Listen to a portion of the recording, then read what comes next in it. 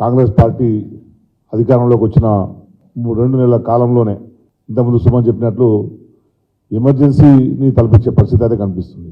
మా ఇందిరమ్మ పాలన ప్రజల పాలన అని ఏదైతే పదే పదే రేవంత్ రెడ్డి గారు చెప్తుండ్రో, జరుగుతున్న పరిస్థితులు చూస్తుంటే ఇది ప్రజల పాలన కాదు, ప్రతీకారంతో జరుగుతున్న పాలన లెక్క కనిపిస్తుంది.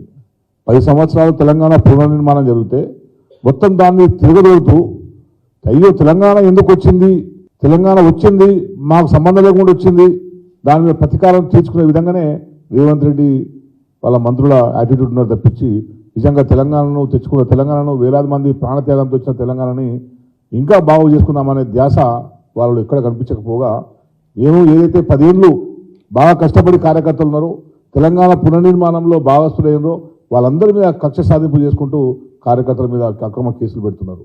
ఏ పోలీస్ స్టేషన్లో చూసుకున్నా సరే టీఆర్ఎస్ కార్యకర్తల మీదే దాడులు చేస్తున్నారు, మళ్ళా కార్యకర్తల మీదనే కేసులు పెడుతున్నారు.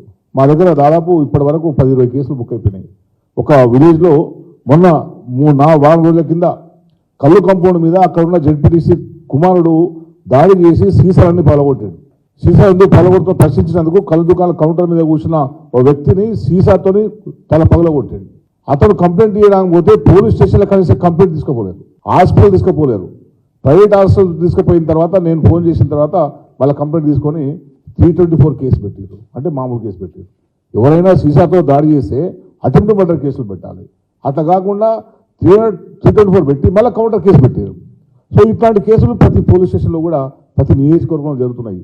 అందుకే ప్రజలందరూ గమనించాలి, ఇది ప్రజల పాలన కాదు, ఇది తెలంగాణ మీద ప్రతీకారంతో జరుగుతున్న పాలన లెక్క కనిపిస్తున్నది. ఈ ప్రభుత్వం ప్రతీకారం తీసుకునే రకంగా ఉన్న తప్పించి ఎక్కడ కూడా ప్రజలకు సుపరిపాలన అందిస్తున్న పరిస్థితి లేదు.